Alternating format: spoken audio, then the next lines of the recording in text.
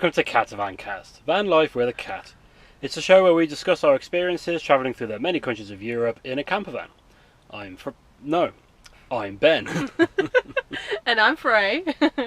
Dargo has taken over the whole bed today. She's lounging around. Yes. Anjumenis.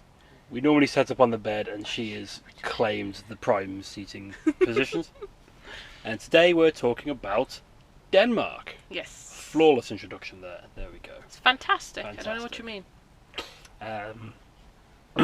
So obviously last week we covered Germany. Yes.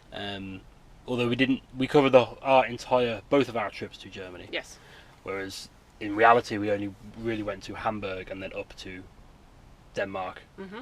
Straight after that. Again, we didn't spend very long in Denmark. We didn't explore a lot of it. No. Because we had visa dates to keep getting in and out of Russia. Plus it was slowly getting colder. It was. And yes. the ever approaching winter tyre regulations. Yeah.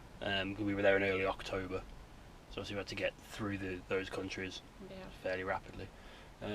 Something else before we go on though. Heard today that we've had over 100 downloads of this podcast. Yeah. So we want to personally, very graciously Yes. thank everybody for downloading and listening. That's really cool. Especially if you've downloaded more than one. Hopefully somebody out there has. Well, we know that we have been, feverishly checking the analytics. No, not really. We do have a look. We have a few regular listeners. We thank you so much for listening from all over the world as well, which is... That's kind of cool. It's really a bit weird. From cool. our point of view, Yeah. is how people are listening to us. This is something. So thank you very much for listening. We hope we keep you semi-entertained once a week for many more weeks. Hopefully. So anyway, Denmark. Yes. Yes, we start off as we always do with the rules and regulations. If you're driving in Denmark, your checklist requirements are, obviously you need a valid UK driving licence. This is a requirement, but we'll touch on this. You are required, as with most countries, to have a GB sticker on the back of your car, unless you have Euro plates, which is just a number plate with the little EU flag on the and a blue strip on the blue strip, which all left-hand side. In fact, it's only really the UK where you don't see that on every car. Most other countries have one. It's mandatory on cars after a certain date. Oh, there you go. Okay. They don't necessarily backdate them. No. So it says so we don't have a Euro plate on this van. No. So we do have a GB sticker. Although it has to be said, we haven't been having ours on for various reasons. It basically sort of signals you out as a tourist, which in certain places we didn't really want to have. And we've had no problems, but technically you are supposed to have it. You're also supposed to, in Denmark, it also required your motor insurance certificate. You are also required, a warning triangle inside your car, which again, if you have your Euro trip bag. Yes, the kit. Euro kit, sorry, yes, your Euro kit, you will have one of those. And your headlamp converter stickers, obviously. Yes. Because you're driving on the opposite side of the road. Purely because I think it's been a few episodes since we mentioned it. That kit is available on Amazon, and it is an AA certified kit. Yes. Which is where we got it from. The only thing I'll say is before your trip, make sure that all of the components are intact. Yes. Shall we say? Because our warning triangle broke the first time we used it. Yes. Yes. So just check that before you head out. But those kits are really good, and they cost about £30-ish, I want to say. I think you can get them for less than that, more around 20. Yeah. But they cover everything. Yes. They cover everything. Any European country you'll be covered for driving in. Also, to drive in Denmark, you must be 18 or over. Everyone in the car must wear your seatbelt at all times, and the only legal requirement for a motorcycle is your helmet. Cool. Other things you should know. There are no toll roads in Denmark. However, and this is something that has changed since we were last there. There are 2 large bridges. Denmark has kind of the mainland, which isn't where Copenhagen is, the capital. And then there are 2 large islands. Yes. 2 or 3, and then there's several other islands. Yeah. But the two of the islands are connected by a big bridge, which is the Storebælt Bridge. Probably pronounced that completely wrong because the A and the E go together. Yes. And it's a Scandinavian language, so I don't know how all that works. Storebæ, Ash, I do believe. Oh, okay. A and the E together. Yes, A and E together. LT Bridge. Which apparently translates to the Great Belt Bridge. There you go. I think we'll talk about these. I think we might as well talk about these now. Yeah, sure. They're very impressive bridges. They are quite an exciting drive over. Good views. The other one, of course, is the other one is the Øresund Bridge, which connects Denmark to Sweden. Yes. Again, that one's like 18 kilometers long, or something like that. I think. Yeah, I think so. They're both amazing feats of engineering. Really, these bridges. But you do have to pay for them. Now, when we went, unfortunately, we don't have. I mean, I don't know what the conversion rate was at the time. Conversions between euros and pounds have been fluctuating as of late. It's also worth noting, of course, these prices you can pay in euros. Yeah. But Denmark has their own currency. Yes, which is Danish kroner. So I say we were there in October for the Storebælt Bridge. Yes. I'm going to call it the Storebælt Bridge. I know that's not how it's pronounced, but I'm going to butcher it either way. In early October we paid £43.55 to get over there. I had a look. That's in a van we're about 7 meters long. 6.5. 6.5. Yeah. So over 6 meters long according to their categories, and under 3.5 tons. And it cost us £43. That's probably about €50. Yeah. Somewhere like that, in that ballpark. Just had a look today. That's not actually much different, really. That's €53 for anything over 6 meters and up to 3.5 tons. However, if you are longer than 6 meters and above 3.5 tons, it's €85. And if you're over 10 meters long, it's €135. I see. These are not cheap. There aren't going to be many campervans or motorhomes that are 10 meters or more long, though. No, the 10 meters, that also. I mean, there's several things. I didn't really want to go into all of them, but things like if you have a campervan with a trailer.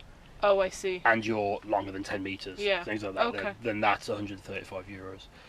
And the other bridge, which this is the one where it seems to have the price increase. I checked on their website today, whereas we paid. It would have been about the same, about €50 again. Back in October, it's £44.83. Today, a campervan of below 10 meters, or a van that's below 9 meters, if you book online in advance, is €166. Otherwise, if you just roll up, it's 126. For anything bigger or bigger than that, or over 3.5 tons, sorry, it's €186 online or 202 at the toll bridge. I double checked, that is in euros. Wow. Because you can sign up for some sort of annual scheme where you pay €43 a year, and then you get reduced rates where it will cost you about €40 each time to go over. Yeah. And that's the one that gets you into Sweden. Now, I don't know whether that's because of the whole coronavirus thing, because Sweden's not being locked down. So maybe they're just trying to discourage people. Maybe. Driving into Denmark. I don't know. But that is, I checked that today. That's as accurate as information I can find. So that is extortionate amount of money. Yeah.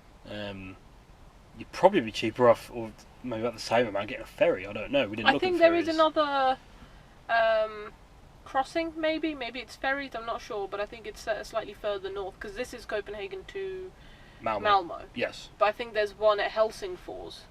Oh, okay. Which is the other side of Copenhagen, going across to Sweden. I think there is one there, but I don't know the mechanics of it, the logistics of it. Well, that's the first I've heard of that, so unfortunately I've got no information about that.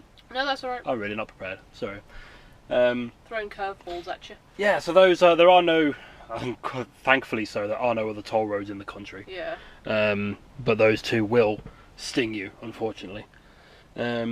Other little things, the speed limit, as with most places in Europe, it's 50 kilometres an hour in built-up areas, it's 80 kilometres on open roads, and it's 110 on motorways, although some signed stretches are 130 kilometres per hour. Something important to note, most motor offences are punishable with on-the-spot fines. Is it? But they can be reported to UK authorities. Oh, okay. Or whatever country you're from, I assume. Yeah. Which is interesting. I don't know. I've never really thought about that. I don't know who they tell. Probably or what DVLA. Difference that would be. Maybe. Not sure. Couple of other things, which is the first time we'd encountered this. You must have your dipped headlights on at all times. In Denmark. It's the same for all Scandinavian countries, I believe. I think so. You must always have your dipped headlights on. And buses and cyclists, particularly cyclists, because they're so much more fragile, always have priority. Yeah. In fact, it's buses because they can crush you, and cyclists because you can crush them. Yeah. Yeah, buses and cyclists, and it's Denmark. There are quite a few. Was Denmark cyclists. not one of the places where pedestrians have right of way? I saw no mention of that on where I got this information from, but that does ring a bell. You are right. Yeah, I think so. Pedestrians always have right of way everywhere, but they're more strictly enforced. Yeah. In Denmark.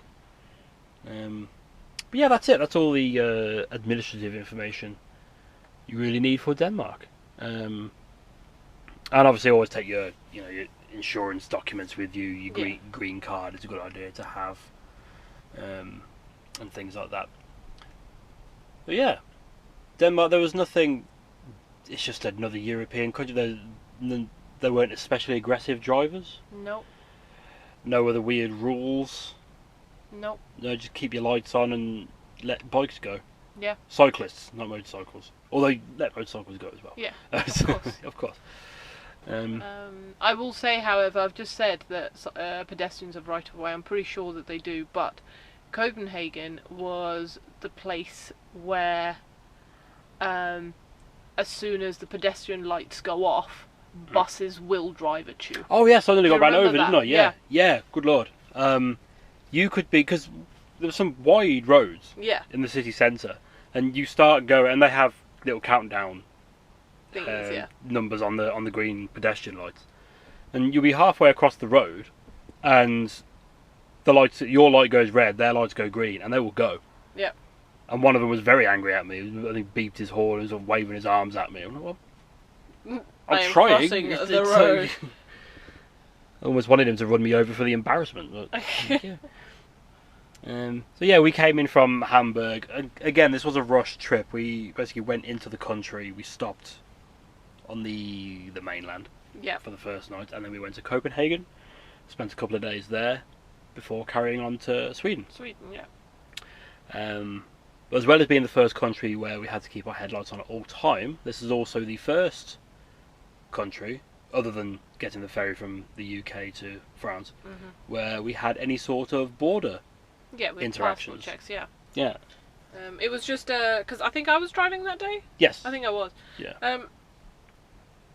So driving along the main motorway from Germany into Denmark, there was just a police checkpoint. And they were letting some cars go through, I presume either German or Danish nationals. Yes. And others they were just asking to pull over to a side where a chap came over, checked our passports. Can't remember if he asked about Dargo or not. I think you handed him the pet passport. Yeah. And he just said, "Oh, is this your dog?" Or something. And, and they were like, yeah. "No, it's a cat." "Oh, it's a cat." "Oh, well," and he just. Yeah.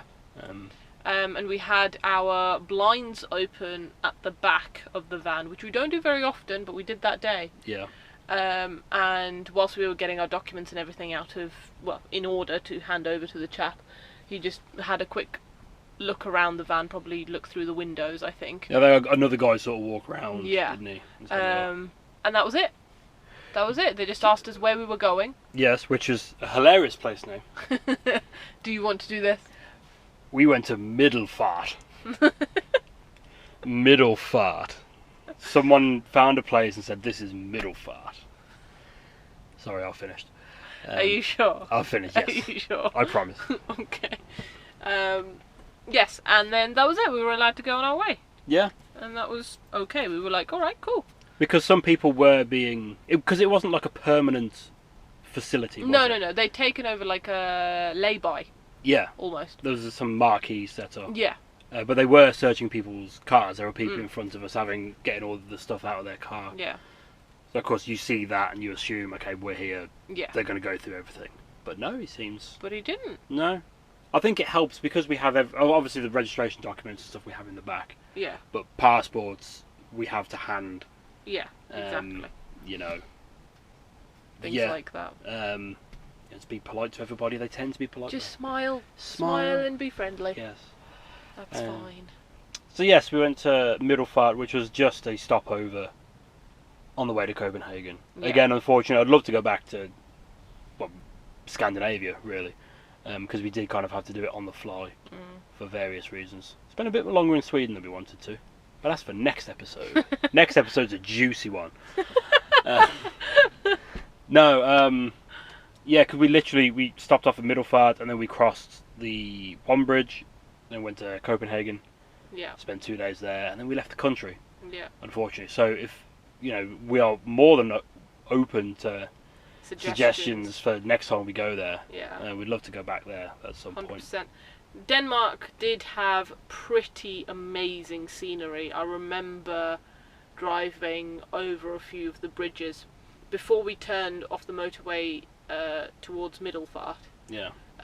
We went over some valleys. Yes. If you remember. Oh yes, I do. Yes. Unfortunately, the weather was starting to turn a bit. It was a little bit, but you had the houses down in the valleys, and you're on this bridge going across the top, and that's right. It was rather nice. Yeah. So yeah, no, I'm sure the scenery and everything's pretty amazing. Yeah. And the country itself and the people are quite friendly. So why not go back? Yeah. And so we stopped at Middelfart, which was just that's what I keep saying, Middelfart. But we stopped, but I remember the actual spot. It was just a large car park, and I think there was some sort of roadside cafe on the one side of it. Yeah. And it was in amongst some sort of, there were petrol stations dotted about. I think the area was just a little industrial estate-esque. Yeah, but kind not of thing. It wasn't a town, because the town was a little bit further in. Yeah. This was just the edges of it. Yeah, we weren't far off the main road, were we? No, exactly. No. So you had, like you said, petrol stations and things like that, but there wasn't much else around. But there was a proper toilet and shower block. Yeah. On the car park, though, obviously, just to accommodate people passing through, I suppose. Yeah, and truckers. And of course, quite a few trucks there. Yeah. As well. So. Which was very nice. Yeah. And that's where I think we got LPG. We did, yes. And fuel, LPG. Like most Western European countries, especially, most European countries, is available in most. Yeah. It's not difficult to find. Not at all. Thankfully. Imagine think if we lived in mainland Europe, it might be worth getting an actual LPG car. Because it's so readily available everywhere. I know it's becoming more. I know it's becoming more readily available in the UK, but it's still not as much as. No, it doesn't have the rest same of Europe. Push behind it as it does in Europe, I don't think. Well, I think as Europe, LPG cars, people in campers and motorhomes, because you can just drive all around Europe, and then you've got to book a ferry or get the train to get to the UK. Yeah. So. Anyway, enough of that. Then we just jumped back on the motorway. Then we did go over the bridge. Yes. The Storebelt Bridge. Yeah. I think that's the one. It starts off underground, and you kind of come up through like a little man-made island. You emerge. Oh, okay. You're already in the water, surrounded by the water, sort of thing. They'll put just a great big suspension bridge. Yeah. Well, they're both great big suspension bridges, but this was. I'm trying to picture it. I don't think it had a. No, I think the Storebelt one is actually 2 bridges. There's like another man-made island sort of in the middle, where there was like a little hut or something like that, and there's some wildlife growing. I seem to remember that. Unfortunately, we lost all the footage of it. Yes. Little tidbits of next episode again. Yeah, again, next episode. You're doing that thing that American shows do, you know, like just before... when we return. They give, like, lots and lots of almost spoilers, but not quite. Little tidbits of tantalising information. Yes. Yeah, and then, well, mainly just motorways, main roads. And then we got to Copenhagen. Copenhagen does have low emission zones. Again, like most countries, you can buy stickers to circumvent this. Yes. But we did not do that. So we found a spot, and I am not going to be able to pronounce this right. It's the area, according to the address for it. We were in the middle of a park, public park, weren't we? Yeah. Artillerivej. Something to do with artillery, I imagine. I think the J is silent. It's like vey. Artillerivi. Yeah, artillery vey. Okay, not sure. But it's at the south of the city anyway. Yes. And it was in a... Near the university. Did you say that? No. Was it? Yes, I think the train station was Universitet. Oh, I think you're right. Yeah, yes. Does ring a bell, yeah. It's about a 15-minute walk through the park to that metro station. Unfortunately, the spot there are signs there saying you are welcome to park here, but you may not sleep here. No, which is fine. It is a park. It's not. Yeah, not a campsite. Yeah. So we had a nice walk through there. We took Dargo with us. She got a little bit of a walk in the park. She did. That was nice. And we got the train. The train's very easy to understand. Again, because it's a capital city in Europe, so a lot of the signs are in English as well. Yeah. Most people speak English throughout Scandinavia. So that was easy enough and cheap enough. Again, I think that was similar. You got timed tickets, I believe. Yes. So you get like 24 hours to use the metro. No, these were like you've got 90 minutes. Oh, that's yes. To use that ticket. Right, yeah. From when you stamp it. Yeah, so you can go as far as you want. Yeah. Just in the allotted time. Yeah. Yeah. We got into the centre, and I can't remember for the life of me what the train station was called in the centre. It began with a K. I was looking at it today and I feel very bad, but it brings you out in the big square, and I've lost this on my list. No. Damn it. There's a big central square. Are you looking that up? Yes. Thank you. Okay. I'm on it. Big central square. We knew at this point already we were going to spend 2 days doing Copenhagen, because I think you downloaded a self-guided walking tour onto your phone. Yeah.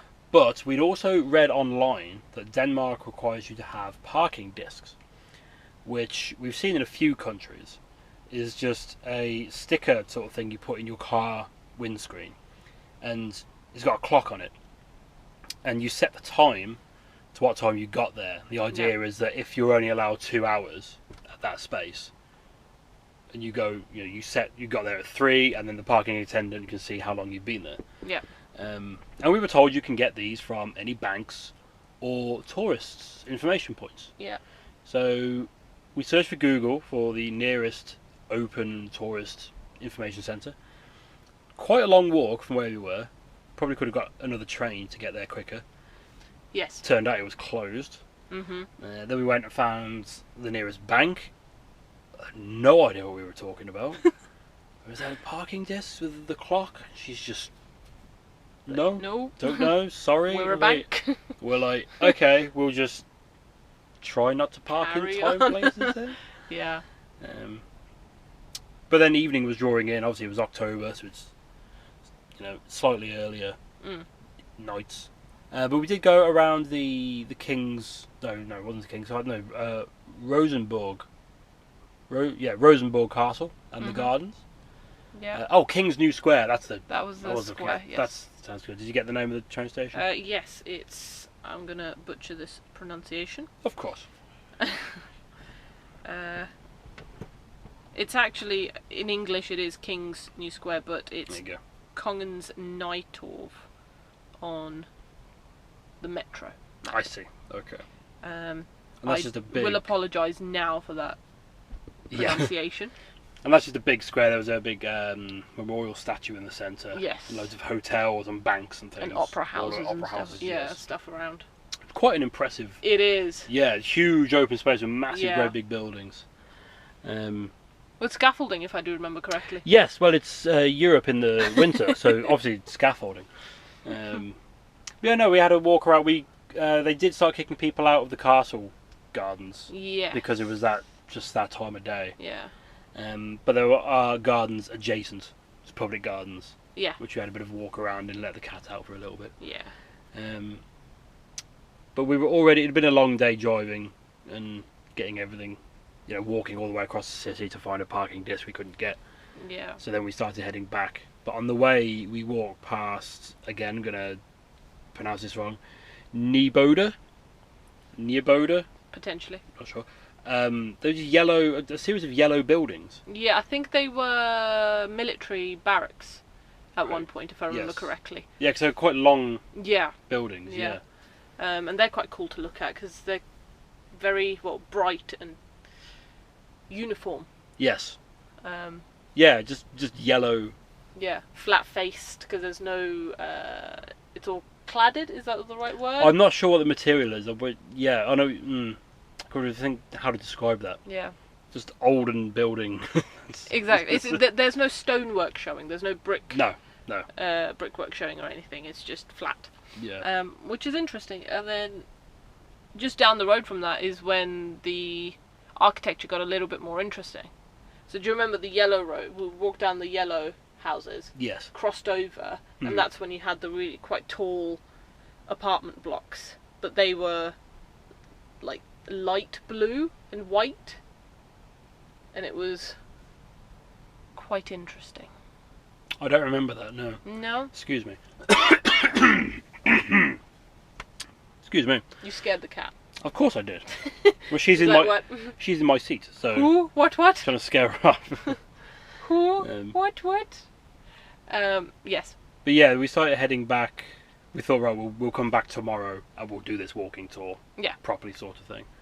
And we walked past Frederick's church. Yeah. I love that church. We didn't go in. No, we had the cat. We had the cat, of course. So we went back with the intention of coming back the next day. Yeah. We went north out of the city this time and parked up out somewhere near the coast. Yeah. In just like a public car park thing. And we came back in the next day. On the way in, we stopped off at Lars Ulrich's childhood home. Oh yes. Yeah. Of course we did. Because the drummer from Metallica is from Copenhagen, and just by chance I thought, is it anywhere near the centre? Turns out we were pretty much going past it. It's now like a dentist's or a doctor's or something. It's some sort of medicinal based business, and it felt weird just because I could see the receptionist sort of looking at me out the window as I took a picture. They must be used to it. Yeah, they must know. It's just one of those things, but that was something. And then we headed back. We parked in the exact same place. Yeah. Because it was free, and it's out of the way. It was quiet. We felt safe enough there. Went to the same station. Went back in, but we didn't get off at the same station. We got off at the one outside Frederick's Church. Yeah. And we went inside. Now you can pay extra, or you can pay rather, at certain times of day, to go up to the top. The dome, yeah. The top of the dome, but we didn't do that. It was quite expensive, from what I remember. Denmark was just quite expensive. Denmark is quite an expensive country. There was the National Museum, which wasn't far from Frederick's Church, I don't think. But I don't think it was open at the time. No, I don't think so. I think it was closed for renovations. Yeah. Again, a lot of scaffolding, because it's Europe in the off-season. Yep. But no, the church was magnificent. It was so quiet when we went in until a load of kids came in and adults, and just started talking loudly. Yeah. It's like, it's a church. Could you not? That was the one, if I remember correctly, we went off to the right-hand side and just kind of sat for a while. Yes, just looking at everything. Yeah. Because I think there were people in the middle. Yeah. But you only go in there if you're going to pray. Yeah. I think. So you can walk all around the outside. Just sort of have a look in, where there are pews to sit. But no, you can only go in the middle if you're there to pray, because it's an active church. Yes. If you are visiting churches, which I recommend you do, if you're into old architecture and just awe-inspiring buildings. Yeah, you don't have to be religious to enjoy the architecture. No. The majesty. Yes, and the effort that's been put into these religious buildings. Just shut up when you go in.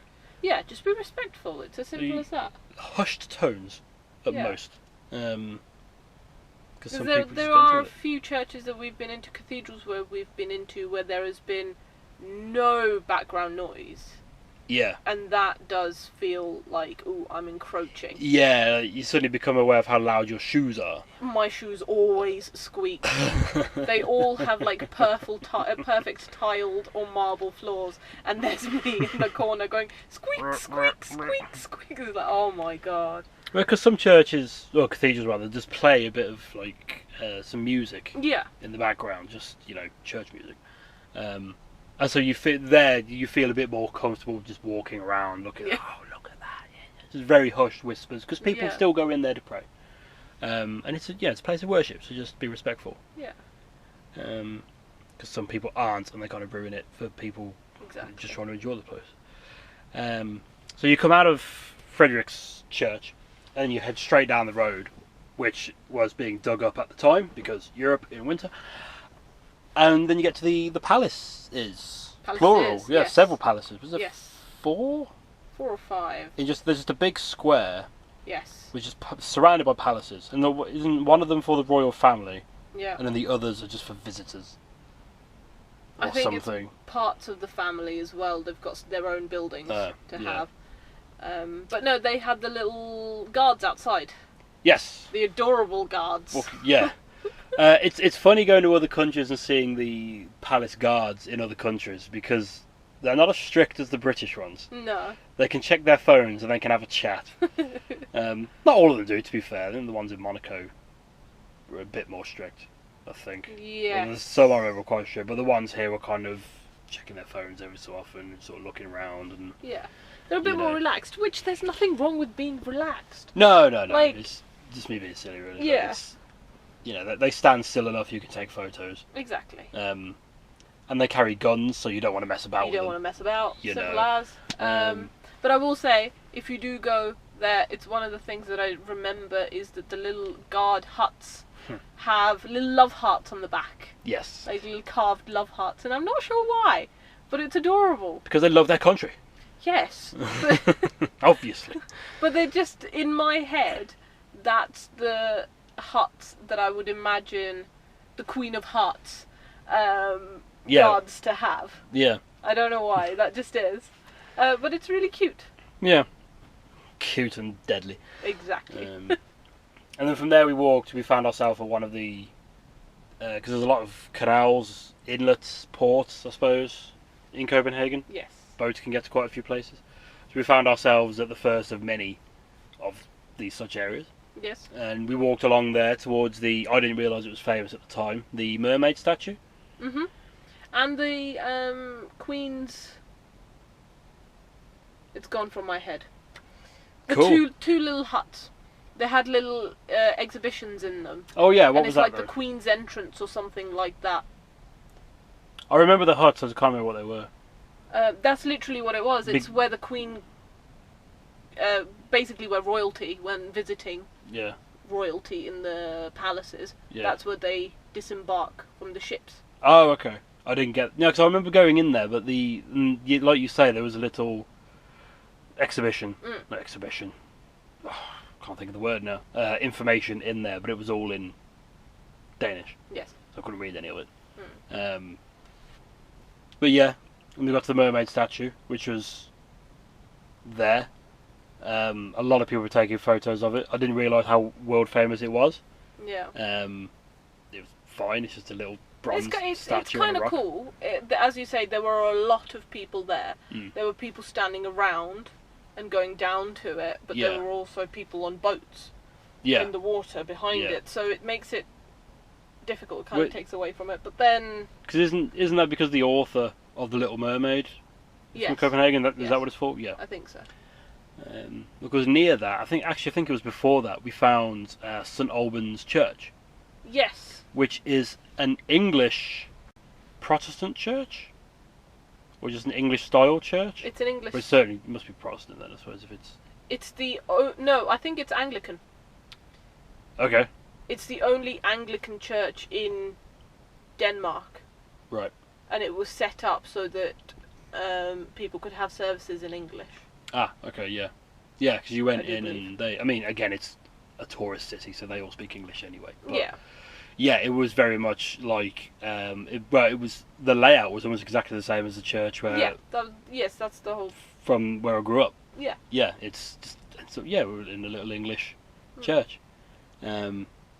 But it's not a big one, so there's not really much to see. We sort of went... Well, they give you free information things, which as you go in, they ask what language you'd like the information sheet in, and it just tells you the history of the place, which I'd love to remember. But again, any photos or that we got of... I think it's from the 18th century. Okay. I believe, if I remember correctly. But the more impressive thing was the fountain outside. The fountain was brilliant. Which was, again, going to pronounce this one, the Geffian fountain, which... I really should have looked at what it was about. I remember it's based off of Greek mythology. Yes. About someone who turned her sons into... Bulls? Bulls, who were then pulling her plough. Yes. So there's just this huge... I thought it was more impressive than the big fountain in Rome, whatever that one's called. Because you can get all around it and it wasn't as crowded. But like the bulls...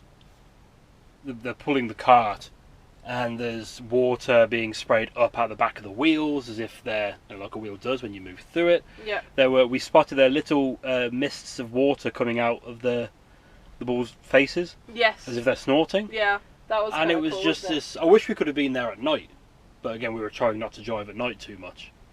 Yeah. Because it was. Norse goddess. Oh, it was Norse. Okay, Norse sorry. Goddess Gefjon. That makes a lot more sense. Yes. Yeah, and I really would have liked to have seen that at night. That would have been something. Yeah.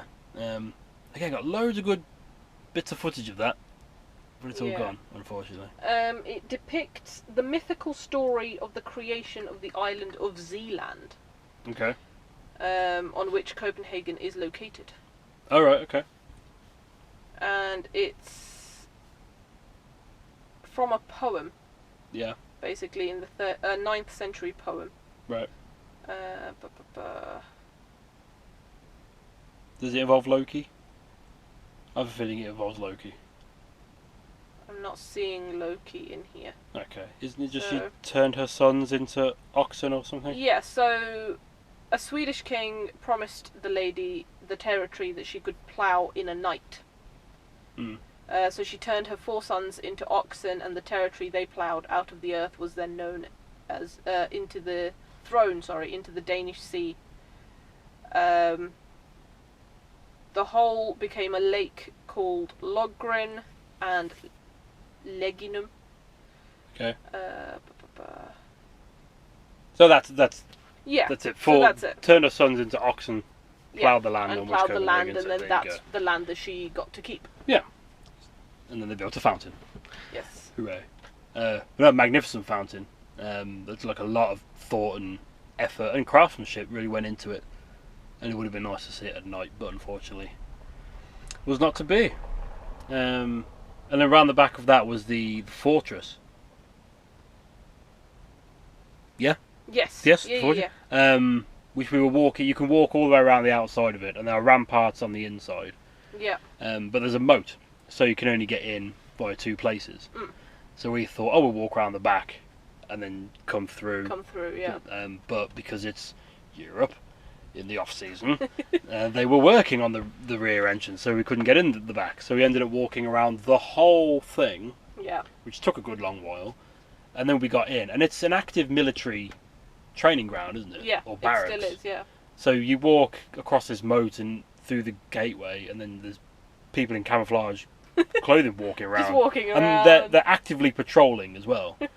And there's a big windmill, big old windmill on the top. And we walked up there, and again there's guards patrolling. Like, they're not ambling around; they are patrolling around And sort of smile and wave at them, and they just sort of glance back at you, and it's okay, he has a gun.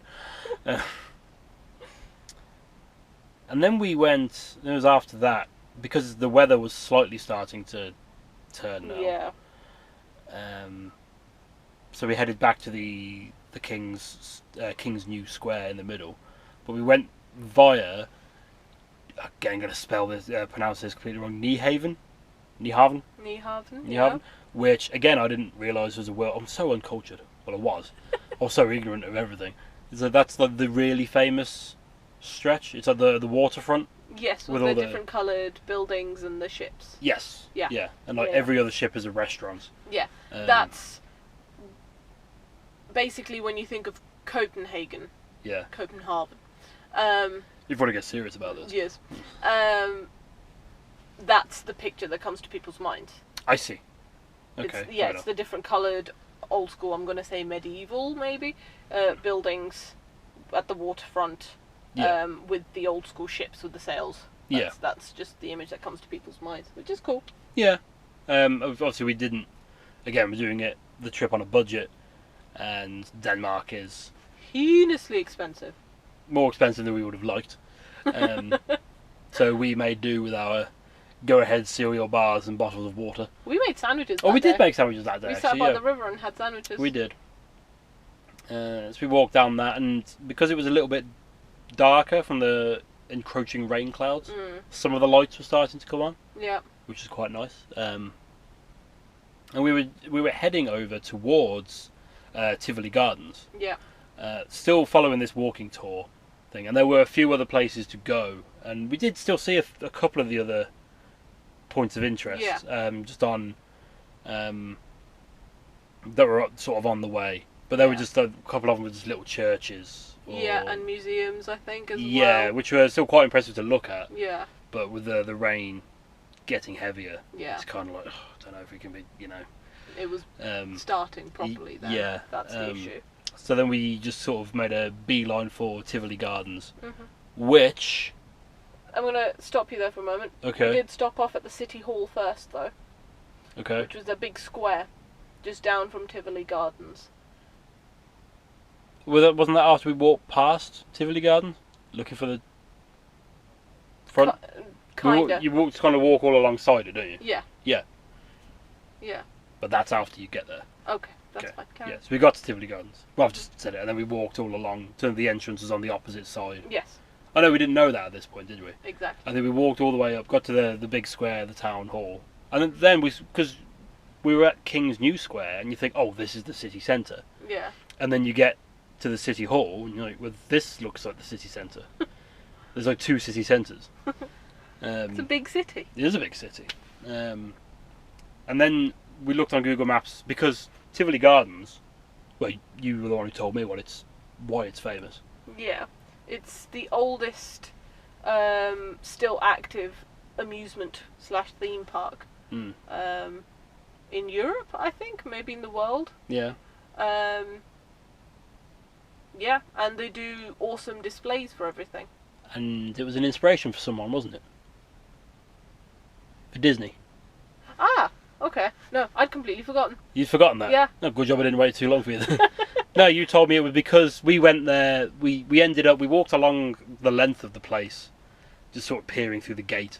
Yeah. And ended up at the City Hall. And then we looked on Google Maps to try and find the entrance, because they do these magnificent displays, decorations of things. And we misread the map and thought it was at the other end, so we walked all the way back down. Realised it wasn't there, it was at the top end where we just were. Yeah. So we walked all the way back up, and yeah, they had all the Halloween decorations up out the front. Yeah, all the pumpkins and everything. Well, yeah, well, apparently all the decorations and whatever magic mysteryness goes on inside inspired Walt Disney to create his own theme park. I had forgotten about that. Oh, there you go. So we got to see that, which is really... We didn't go in, obviously, because it was getting late. It was pouring down rain, and it's a theme park. It's expensive. And then we were going to go back because of the rain, but there was that one twisted church spire that you could see from everywhere in the city, wasn't there? Yeah, but we couldn't figure out how to get there. No. But then we looked and we figured out what metro station was nearest. Yep. So we got another one of these timed tickets and thought, well, we can jump out and go and have a quick look at it. Yeah. So we did that, and again, unfortunately, it just got to the point we were so soaked through. Yeah. It's just getting miserable to walk anywhere. Yeah. Your feet are squishing. Luckily, we didn't have Dargo with us that day. Yeah, she'd have hated that. And obviously, we still had a 15-minute walk to the van. Yeah. After getting off the train. Other side. So we got off the train, walked back through the park, and then I honestly can't remember where we stopped that night. No, neither can I. We went and stopped somewhere, and then the following day we got back on the main road and off into Sweden. Yeah. And that's Denmark. That's yeah, it's a real shame that it was, that we had to rush through, and then we just didn't have the weather for it. Yeah. I'd love to go back to Copenhagen, like specifically to Copenhagen for like a weekend. Yeah. So we can, prepare to spend a bit of money, sort of thing. Yeah. But again, some of the things literally were not open. No. Because they're just, again, it's the off season. That's when they're doing all their repairs. I think I'm just thinking about it. I think Germany to Denmark was my first cross-border drive. Yeah, I think you're right. I think you are right. Yeah, by chance I'd done them. Yeah. Yeah. It just happened to fall on the days that you were driving. Yeah. But yeah, no, I think that was my first one, and then I drove out of Denmark as well. You did? Into Sweden. Yeah. Again over that bridge. Where was it? Orsund? Yeah, that's the yes. Yes. I can't even see on this list now. Yeah, the other one. Which again, another very impressive bridge. Yeah. Seems heinously expensive now. Like, I apologise if I'm getting that wrong, but this is I looked this up before we started recording this, and it's not even opening the right thing now. Yeah, I say we paid £44.83, which would be about €50. Yeah. And the guy on the other end, because I think you do pay you're technically in Sweden. Yeah. Before you get off the bridge. I think you're in Sweden, or maybe just as you get off the bridge, and there you pay per size of the vehicle. And he sort of looked, and he said, "No, you're not." He knocked us down a grade. Yeah. He was a friendly chap. But yeah, we paid the equivalent of €50, and I say from what I can find at the moment, any campervan or motorhome, the smaller one, is going to be paying €116. That's crazy. If you pre-book it online. If you just roll up, it's 126. That's crazy. It's, yeah. I hope that's not true. I hope somebody out there will correct us on that, because that's heinous. Yeah, again, that might just be because of what's going on. Maybe. But that's the information I could find for private vehicles of that description. Yeah. Yeah. Which, yeah. Was there anything else about Denmark? No, I don't think so. No, I say unfortunately it was a flying visit. Yeah. Mind if I wrap this up then? No, go right ahead. Okay. So that is it for Denmark. We want to thank you very much for listening. As I say, we just passed 100 downloads, which is, I don't think we ever expected it to get not at all even that much. So thank you for listening, especially if you've made it this far. Please do leave a rating or review on whatever platform you listen to these on. It really helps us with algorithms, apparently. If you've been listening with a podcast service, every episode is also available along with video diaries of our ongoing journey on our YouTube channel. We don't have a URL yet because we don't have enough subscribers, but if you search for Catavan or Catavan UK, you should be able to find us easy enough. Likewise, if you're already listening to this on YouTube, we are also on your podcast service of choice. Just search for CatavanCast, and you will find us. Podcasts are released every Wednesday, and the video diaries are released every Sunday on the YouTube channel. So yeah, please do get in touch with us about any mistakes we've made, anything we've missed, or any questions about the topics we've already covered. You can leave a comment on YouTube, or you can follow us and send us messages on Facebook or on Instagram, where we are Catavan UK. Yeah, at Catavan UK. You can also email us directly at this email, CatavanUK@gmail.com. Yes, I do believe. And finally, I don't think we've talked about this, we have a Redbubble store. Yes, we do. Where we have a whole range of products available, featuring designs taken from photographs that Frey has taken out on this trip. Yes. So you just search for Catavan? Yes, just search for Catavan and it'll take you to our store, where you can then follow it, and it'll keep you apprised of any new products and stuff that I add. Yeah, and that's everything from t-shirts to mugs pillows. to posters to greetings cards and to phone cases and laptop skins and anything in between. Bath mats and face masks and topical and appropriate duvet covers and anything and everything. And if there's any photos or anything like that on Instagram or Facebook that you've seen that you would like to own, in any product, let me know. And I will happily add that and see what I can do. So, and we've got the prices pretty much as low as we can reasonably. Yeah. Because Redbubble sets their own rates for things. Exactly. We're taking a minimal cut from it. Exactly. Just because, it doesn't cost us anything. No. To produce them, so. Go check it out, see what you like. And that is it for this week. We'll be back next week, where we'll be covering Sweden. It's going to be a juicy one. This is the big one. We've been hinting at this one for a long time. This was a real momentous point. Yes. In our trip. Yes. So you definitely don't want to miss that one. If you have any questions about Sweden that you'd like us to answer on that episode, please do get in touch beforehand. We record these on a Sunday usually. Yeah. So please try and drop us a message before then. It doesn't leave you a lot of time, I know. If we get a question after the fact, we'll answer it on the next episode we record after that. Yes, please do get in touch via any of the methods we mentioned just. And that's it. I've been Ben. I've been Frey. And Dargo's still asleep. In my spot. And we'll see you next time. Bye. Bye.